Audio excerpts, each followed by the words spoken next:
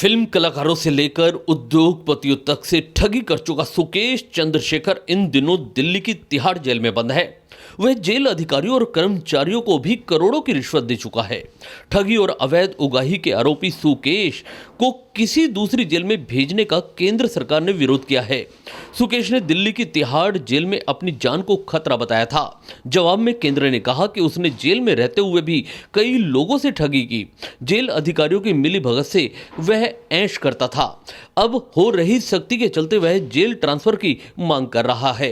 Court ने गुरुवार को मामले पर दोबारा सुनवाई की बात कही। पिछले साल यह बात सामने आई थी कि वह जेल अधिकारियों और कर्मचारियों को करोड़ों रुपए की रिश्वत दे चुका है और जेल में एक पूरी बैरक पर कब्जा कर रखा है। वहां से ठगी के धंधे को अंजाम देता रहा। इसके बाद कई लोगों को निलंबित किया गया। मामले की जांच अभी भी चल रही है। सुकेश ने जांच अधिकारियों से बताया था जान का खतरा। सुप्रीम कोर्ट में याचिका दायर कर सुकेश ने जांच के दायरे में आए अधिकारियों से अपनी जान को खतरा बताया था। उसने किसी और जेल में ट्रांसफर की गुहार लगाई थी। पिछले हफ्ते इस मामले की सुनवाई करते हुए जस्टिस एएस बोपन्ना और विक्रम नाथ की अवकाशकालीन बेंच ने केंद्र से दूसरी जेल के बारे में सुझाव देने को कहा था। इस हफ्ते सुप्रीम कोर्ट में दूसरी अवकाशकालीन बेंच बैठी है। इसके सदस्य जस्टिस सीटी रवि कुमार और सुधांशु धूलिया हैं। प्रवर्तन निदेशालय ईडी की तरफ से कोर्ट में पेश सॉलिसिटर जनरल तुषार मेहता ने याचिका का कड़ा विरोध किया। उन्होंने कहा कि सुकेश ने तिहाड़ जेल में रहते हुए कई लोगों को खुद को मंत्री आईएएस बताकर फोन किए।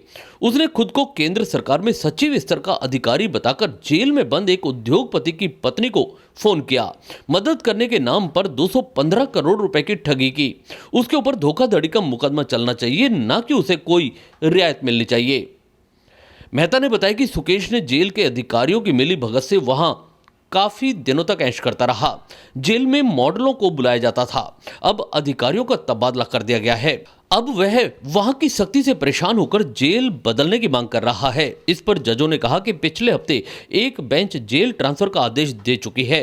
आज सिर्फ सरकार को दूसरी जेल के नाम पर सुझाव देना था। जवाब में मेहता ने कहा कि बिना ईडी की बात सुने यह आदेश दिया गया था। जजों ने कहा कि पिछले आदेश में बदलाव या तो वही बेंच कर सकती है जिसने यह आदेश दिया था, या 2 जजों की बेंच का आदेश 3 जजों की बेंच में बदला जा सकता है। ऐसे में जजों ने गर्मी की छुट्टी के बाद मामले को फिर से सुनवाई के लिए लगाने की बात कही। लेकिन सुकेश चंद्रशेखर के लिए पेश वकील आर वसंत के अनुरोध पर मामला गुरुवार 23 अगस्त को सुनवाई के लिए लगा दिया गया।